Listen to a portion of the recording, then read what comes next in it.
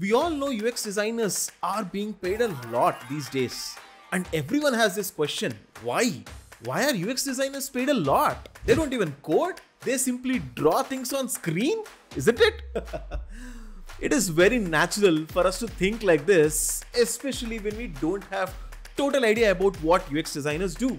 So in this video, we will see why is it that these UX designers are being paid a lot? What is making businesses shower a lot of money on these people? They must be doing something right. Let's find out in this video. You'll be like, hey Anudeep, all this is fine. Tell me how much are these people getting paid? Yeah, just cut all the crap. But let me tell you, this video is not exactly about how much they're being paid, but to understand why is it that they're being paid this much. Yes, there are a lot of videos, resources, all giving you a lot of numbers about how much these people are getting paid. But these numbers can just make you wonder, oh wow, what a figure, and imagine yourself being showered with a lot of money. But let's focus on why is this happening in this video. I know you must be bubbling with a lot of questions right now. And for that same reason, I've been making a lot of content across multiple platforms, YouTube, Instagram, Spotify, whatever you want, I am making it. So why don't you check it out, follow, like, subscribe, and make sure that you're always listening to my content. As you all know, whatever content I make, I simplify everything in an easily consumable manner. And if you are not subscribed even after this much effort, that's a big crime. So go and hit the subscribe button right now and don't miss on any of this content. Coming back to understand why is it that UX designers are paid a lot, let us start off with an example. Let us consider a food delivery app, for example Swiggy. And let's look at one particular feature. When you order food, there is a small window given to you for going and cancelling your order. Right now, it is about a minute for you to actually go and cancel the order and get full refunds. And after that 1 minute, you can't get refunds. So let's say you are working in Swiggy as UX designer. The business will come and say, hey, you know what? We have this 1 minute cancellation time. We want to make this experience a little better.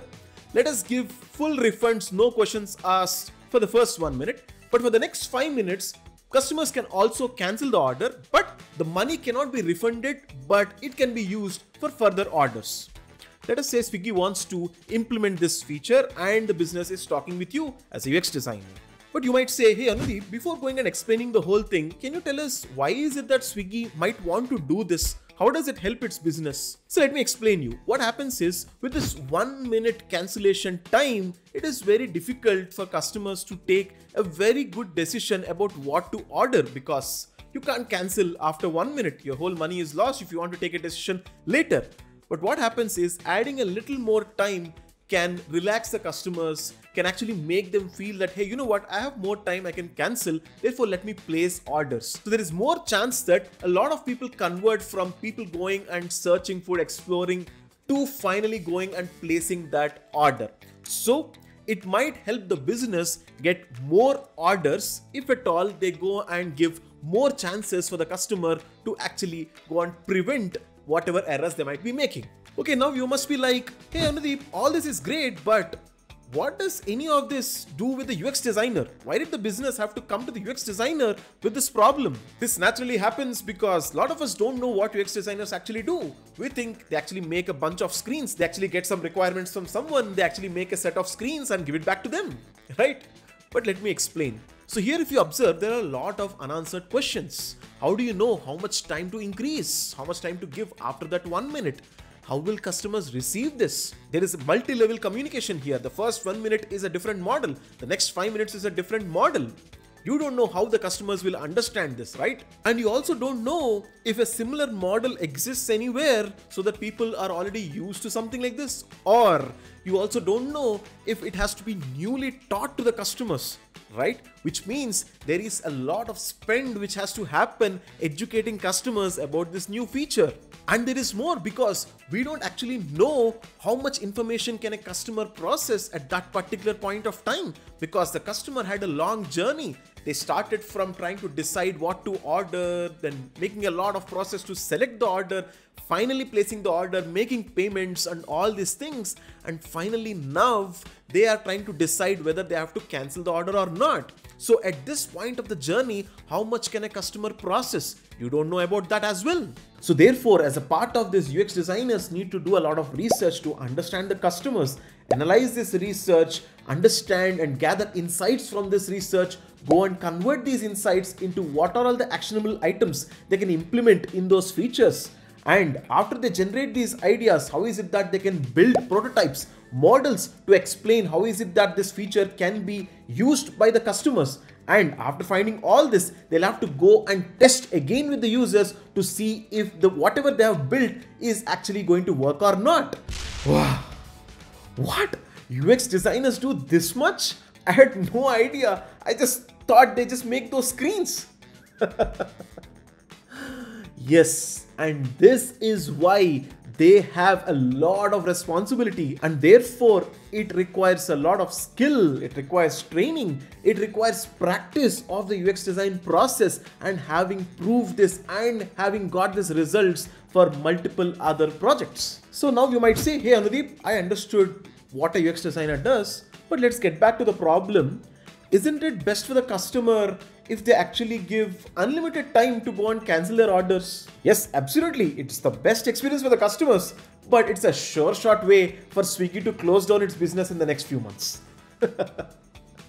See, it's also the responsibility of the UX designer to make sure that the business is also on track. A UX designer should avoid giving heavy losses. A UX designer should also make the experience in such a way that the business doesn't lose a lot of money, doesn't invest or spend a lot of money on whatever is being built, which includes optimizing for experience being built with very less tech burden, very less marketing spend. All these things also matter when the UX designer is actually giving the solution. On top of this, UX designer should also make sure the whole solution is following the design language which is already established, all the patterns which have already been established by whatever the product already has. Anudeep, where can you stop? You're continuously adding and adding and adding multiple things of what a UX designer does.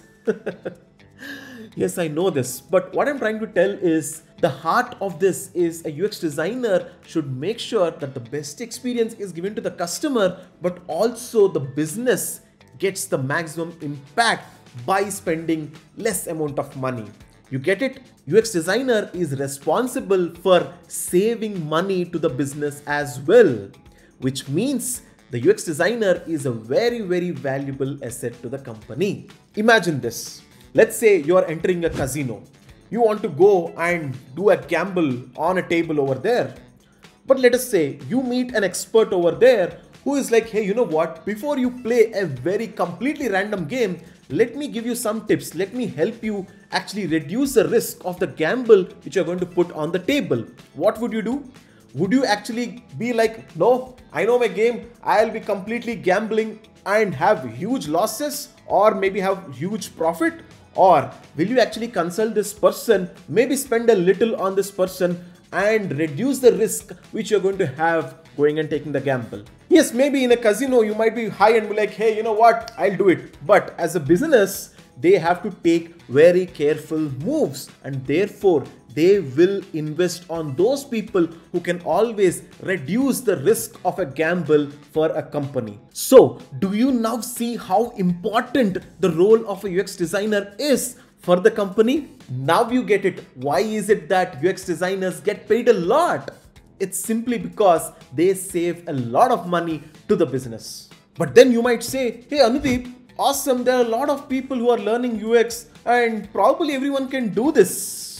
Let me tell you, if you remember, I told you it takes a lot of skill, it takes a lot of practice, and therefore it is not easy to find these people.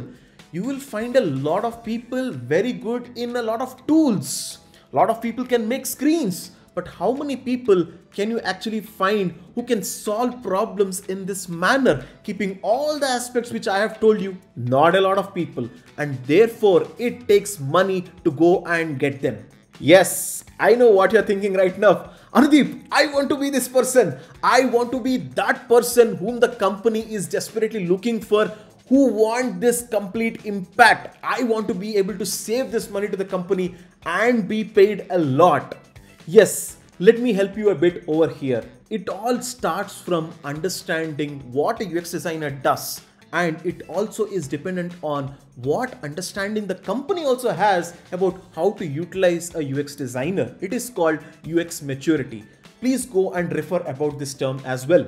The next thing is preparing yourself about complete UX design process and how is it that you can optimize the process for all the variables which are there in UX design. And the next thing is, if you are learning UX design, make sure that you go independent of the tools and mediums and learn about the design thinking process. I'm not saying don't learn tools or don't learn about mediums. No, that's not what I'm saying. What I'm trying to say is, please keep upgrading yourself with whatever newer tools are there, newer mediums are there, and learn the design thinking process independent of that. That means to implement design thinking process, you will use whatever tool is available, whatever medium is available to go and solve a problem, because that is a very valuable skill.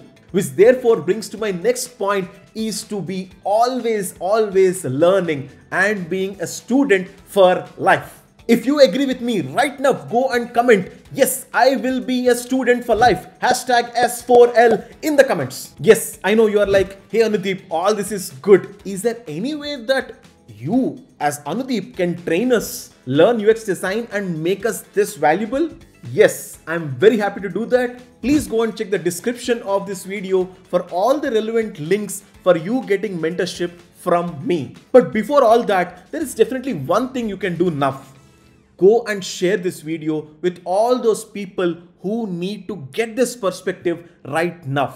And so obviously they'll ask you, you haven't even liked the video or subscribed to this channel. So therefore go and like the video and subscribe to the channel as well so that you can share it with them. So more and more of these kind of topics and discussions are going to come in my channel. So stay tuned. And if you have any questions, however stupid you think the question is, don't worry, put it in the comments of this video.